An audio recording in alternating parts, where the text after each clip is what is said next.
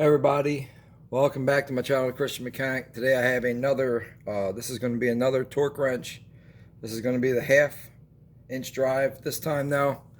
It's going to be Taiwanese made, and it's going to be, it's a Lin Shing torque wrench, and it's 18 inches long. I got this thing 20 years ago, or maybe 20 some years ago. At a tool, this is another one of those tool show tools. I bought this. It comes in a blow molded case.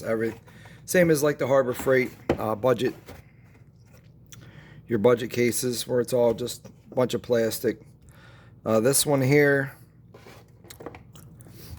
had an inspection sticker on here, but I had to take it off because I was actually having an issue with this one here. It actually had stopped clicking because I had set it. This one, first let me get to this. This does from 10 to 150 pounds. So anyway, this one had stopped clicking. So I decided I was going to go ahead and figure out why it was. So I watched a couple different YouTube videos, and one of the guys said you would use this screw here to fine tune it. Take it in if it's not tight enough, pull it out if it has too much torque. So I was messing around with this. I was putting a lot of torque on this thing, and it still wasn't clicking. So then I decided to watch a different YouTube video. And I watched the other YouTube video. This is basically the same thing as the Harbor Freight one, where you take this nut off the bottom here, and then that little threaded piece is inside here. And again, you just screw it up in there if you want to have more, back it out if you want to have less. But with that being said, we're just going to go ahead and take another quick look at it. Now this one here, I sat there, tried to shoot it earlier. I couldn't get the coil spring out, so I sat there for 5 minutes, so I decided to just do it again. So we'll just look at this again. We got stamping here. It says Taiwan, also stamped on it. And then here it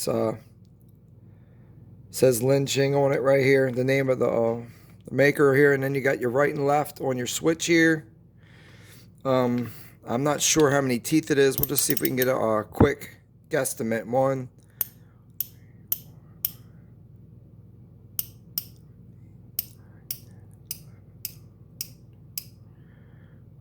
yeah, so I guess it's going to be around 72 tooth also.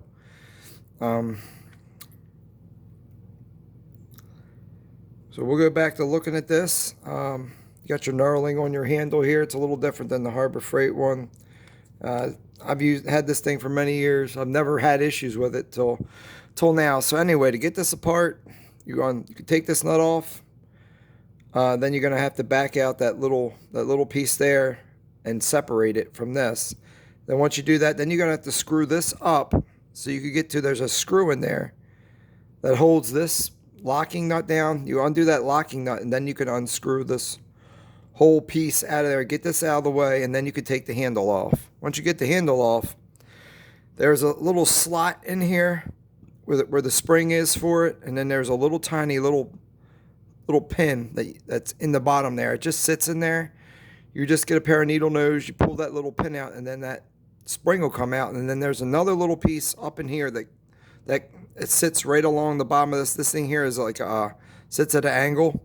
It's a little piece, and that's where all your bearings and your little rollers. So you pull that little piece out. Has a long roller bearing in there, and then it has two little round bearings, two little bearings in there. So that was the part that was locked up. It was kind of, I wouldn't say it was locked up. It wasn't really rolling. So I took that whole thing apart and put brake cleaner, got everything cleaned off, good, lubricated. I re-lubricated everything, got it moving. Put it back up in there, and then when you put it back up in there, this wrench here has like I said, it has like a 45 or so angle here, and that piece that has the roller bearing has like a 45 on that, and you want to kind of fit that to where when it goes together, it's a solid piece. So if it's like this, you're going to have to put that roller bearing so it sits like this. You don't want to have it two pieces where it's sitting like this. So when you put it in there, you got to make sure it goes back up in there the right way. It wasn't a big deal. First time I tried, I got it. It wasn't nothing. You slide your spring back up in there. You put your little tiny pin back in your spring. And then you put your handle on, screw your handle up, put this piece back on, put your little screw back in it, and then you can thread that little piece back into the handle. And then I would leave this off, because then you're still gonna have to figure out where you're at as far as your torque. So once I put all that back on, I set it at its lowest setting, 10 psi. Stuck a hex head drive, just a hex socket or a hex bit on the end of this, and just held it in there and just clicked it, make sure it was clicking. It was clicking fine. So then I had to go, my torque, my digital torque meter had died, so I had to get batteries. So I had to wait till the next day to get batteries. So I had to sit overnight. So when I got the batteries, and the next day I set this thing for about 30 psi, and it was doing like 30, 33, 32. It was doing a little over. So, same thing. You pop this out of the way, the thing in the little threaded piece in there, you just back it out a little bit. Then you put this back on and put it back wherever you want to try and test it at. I was watching some people say they would try to test theirs in the middle, so you would want to test it at like 70 or so, 75, wherever you want to test it at. But I was just doing it at 30. But I would say you just put it back in, test it, and you just keep playing with that little threaded piece in there until you get it real close. And I was getting it within, I was getting 31, 29 point something. So I got it really close. Then once I got that back up in there, close to where I wanted it, I locked this down. And then, like I said, that's where it's been at. But like I said, it's working now. It's clicking now. If you're working on something that's, crucial, I would check your torque meter with a digital torque meter. I mean, they're not expensive, 30, 40 bucks at Harbor Freight or whatever, however you want to check it. I've seen people do it with weights and hanging it off of your lug nut off of your car with a socket on this. You could do it that way, but there's ways you could check things without destroying whatever it is that you're working on. So, like I said, just take a little bit of extra time to check it out, do your due diligence, and make sure everything's okay. That way you don't break nothing or mess nothing up. So anyway, with that being said, get back to this. This piece here was actually for when it clicks, you can use this to how loud the click is, if it's soft or not. So I have it cranked in there pretty good. It makes a nice click when it goes off now. I'm happy with that. But like I said, I popped this coil spring out. We're going to go ahead and I'll open it up and show you what kind of mechanical parts are on the inside of this. Like I said, this is a vintage ratchet. So now this one is going to be like your round head ratchets, because you got your teeth already milled into here, into your there is no anvil as far as that is concerned. All your millings and everything is on the head of your ratchet. And like I said, these things are in good shape. I've used this thing throughout the years, and it's not nothing crazy going on here. Again, you can see it's just the one pawl. There's no double pawl. You got your three pawls on either side, and then you got your little detent. Sorry, you got your one little detent down inside there if you really want to get it out. But I'm not, like I said, I don't like pulling these things apart, because I've had one of these.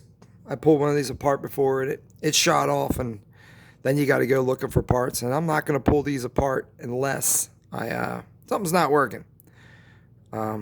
Anyway, so that's what that is. You got your one detent inside there. That's inside this. It's connected to this switch with a snap ring inside of it that sits down inside this groove here. Like I said, single switch, single pawl. Ball bearing on this one is it's not super tight. It's a little stiffer than the Harbor Freight one, but they're both pretty much evenly the same. But yeah, so you can see that these are different. The heads are different. This is a round head ratchet type of design, and the other one had the separate anvil on the inside with the separate pawls and everything hooked up inside to it. So, but yeah, get this back together. You just pop it in there like that and start your ring. Now, the reason why I had a hard time getting this ring off, because I lubricated the heck out of this. I put some oil on this thing, and this ring kept sliding all the way around on me. I couldn't get a good grip on it because it kept sliding on me. There you go. That is my review. Lin Shing torque wrench. Like I said, this is a vintage torque wrench. Like I said, I eventually would like to get a nicer torque wrench, but like I said, these things work fine. I don't do a lot of stuff where I'm gonna need to be torquing things down. But anyway, everybody, thank you for watching, and blessed. Have a blessed day, and just be safe.